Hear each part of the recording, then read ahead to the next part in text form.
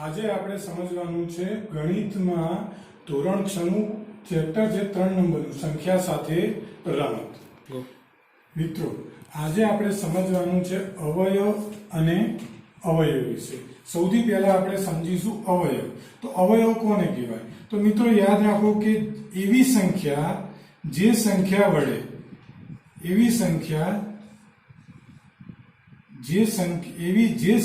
મળે જેના વડે આપેલ સંખ્યાને નિઃશેષ ભાગી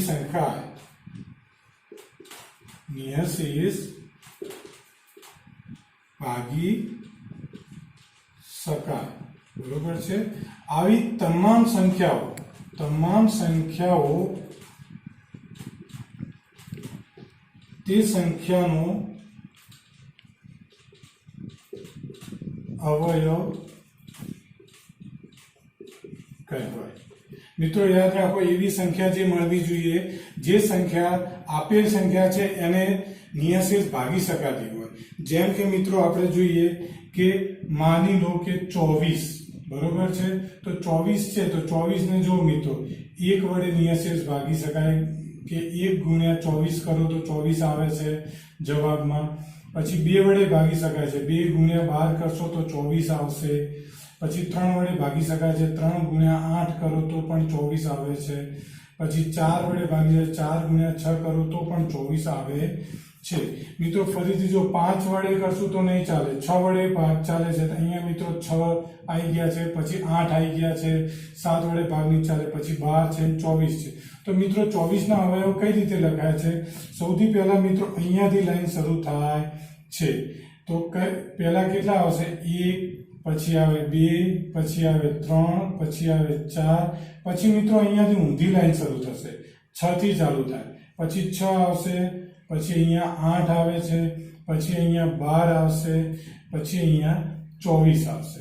મિત્રો અહીંયા ખાસ યાદ રાખજો, 1 એ તમામ સંખ્યાનો અવયવ છે અને સંખ્યા ખુદ પણ પોતાનો અવયવ હોય છે. આ ખાસ મિત્રો યાદ રાખો, સંખ્યા 1 અને સંખ્યા પોતે આ બંને તો એના અવયવ હશે જ. બીજી તમામ સંખ્યાઓ જેના વડે સંખ્યાને નિઃશેષ ભાગી શકાય, તમામ સંખ્યાઓ તેના અવયવ હશે. મિત્રો અવયવના કેટલાક નિયમો છે અથવા એને જાણવા જેવા છે. ધારો કે પહેલો છે 1 એ દરેક સંખ્યાનો અવયવ છે. મિત્રો મેં પહેલા સમજાવ્યું હતું કે 1 છે એ દરેક સંખ્યાનો અવયવ હશે જ. 1 એ બધી સંખ્યાનો અવયવ, કેમ કે 1 વડે બધી જ સંખ્યાને ભાગી શકાય છે. પછી દરેક સંખ્યા પોતે પોતાનો અવયવ છે. દરેક સંખ્યા એટલે જે સંખ્યા આપણે લઈશું, 24 લીધી હતી તો 24 વડે 24 ને ભાગી શકાય છે. મતલબ દરેક સંખ્યા પોતે પોતાનો અવયવ છે. પછી દરેક સંખ્યાનો અવયવ તે સંખ્યાનો ભાજક છે. મિત્રો દરેક સંખ્યાને જે અવયવ મળે છે એના વડે એને ભાગી શકાય છે. મિત્રો અવયવના નિયમ જ છે કે જે આપેલ સંખ્યા હોય એને જો ભાગી શકાય, જે સંખ્યા વડે ભાગી શકાય એ સંખ્યાના અવયવ હોય છે. જેમ કે મિત્રો અહીંયા 12 લઈએ છીએ તો 12 ને આપણે 1 વડે, 2 વડે, 3 વડે, 4 વડે, 6 વડે, પછી મિત્રો જોઈએ 6 વડે અને 12 વડે ભાગી શકીએ છીએ. તો મિત્રો આ બધા વડે એને ભાગી શકાય છે, બરોબર છે. તો એના અવયવો છે, બરોબર છે. એના પછીનો નિયમ છે, દરેક અવયવ આપેલ સંખ્યા કરતા નાનો કે બરાબર હોય છે. મિત્રો અહીંયા જો 12 છે તો 12 કરતા કોઈ પણ અવયવ એનાથી મોટો નથી અને 1 કરતા કોઈ અવયવ નાનો નથી. એટલે ખાસ યાદ રાખજો મિત્રો કે દરેક અવયવ આપેલ સંખ્યા કરતા નાનો હોય કે એના બરાબર હોય છે. એનાથી મોટો નથી હોતો કે 1 થી નાનો હોતો નથી, બરોબર છે. જો આપેલ સંખ્યાના અવયવોની સંખ્યા મર્યાદિત છે. મિત્રો અવયવોની સંખ્યા હંમેશા મર્યાદિત રહેશે. જેમ કે 12 આપેલા છે તો 12 ના અવયવોની સંખ્યા કેટલી છે? તો 1, 2, 3, 4, 5 અને 6. તો આપણે અહીંયા લખી શકીએ કે એના અવયવોની સંખ્યા મર્યાદિત છે, મતલબ 6 છે, 6 થી વધતી નથી. આ એના કેટલાક નિયમો છે. મિત્રો હવે આપણે સમજવાનું છે અવયવી. અવયવી એટલે શું? ધ્યાનથી સમજી લેજો મિત્રો. ધારો કે આપણે 12 ના અવયવી લખવાના છે તો 12 જે સંખ્યાઓને 12 વડે નિયશેષ ભાગી શકાય એ તમામ સંખ્યાઓ એના અવયવો હોય. જેમ કે 12 ને ખુદ એક તો 12 ને 12 વડે ભાગી શકાશે. પછી મિત્રો 24 બરોબર છે, એટલે કે આપણે અહીંયા એ રીતે લખીએ છીએ 12 ગુણ્યા 1 કરીએ તો 12 આવે છે, મતલબ કે 12 એના અવયવી થશે. પછી 12 ગુણ્યા 2 કરશું તો 24 એનો અવયવ થશે. પછી મિત્રો 12 ગુણ્યા 3 કરશું તો 12 તરી 36 થશે, તો મિત્રો 36 એનો અવયવ આવશે. પછી 12 ગુણ્યા 4 કરશું તો 48. પછી 12 ગુણ્યા 5 કરશું તો 60. પછી 12 ગુણ્યા 6 કરશું તો 72. એટલે મિત્રો સમજી લો કે અહીંયા આપણે 12 નો ઘડિયો જ લખવાનો છે. શરૂઆત 12 થી થશે અને અહીંયા અનંત સુધી આવે છે. અહીંયા એની લિમિટ નથી બંધાતી મિત્રો. 12 ના જેમ અવયવી હતા એ અવયવી અનંત સુધી પહેલા છે, જ્યારે અવયવ છે અવયવની સંખ્યા મર્યાદિત હોય છે. અને મિત્રો યાદ રાખો, સૌથી નાનો અવયવી એ ખુદ સંખ્યા પોતે જ હશે. બરોબર છે. અહીંયા આપણે દરેક અવયવી શોધવો હોય તો આપણે દરેકને એક પછી 2 પછી 3 એ રીતે પછી 4 5 6 એ રીતે આપણે એને ગુણાકાર કરે જઈએ એ રીતે આપણને મળી જાય છે અવયવી. કોઈ મર્યાદિત સંખ્યામાં હોતા નથી. મિત્રો હવે અવયવીના કેટલાક નિયમો જોઈએ. પહેલો નિયમ કેવો છે? દરેક સંખ્યાના અવયવી તે સંખ્યા કરતા વધારે અથવા તેના બરાબર છે. મિત્રો આપણે 12 ના અવયવ જોયા હતા કે ભાઈ 12 12 2 24 12 36 મતલબ કે એ સંખ્યા જેટલા છે બરોબર છે અથવા એના કરતા વધુ છે. મિત્રો યાદ રાખો, એના કરતા મોટા હોય અથવા એના જેવડા હોય. પછી આપેલ સંખ્યાના અવયવીની સંખ્યા અનંત છે. મિત્રો અવયવી હંમેશા અનંત સુધી ફેલાયેલા છે.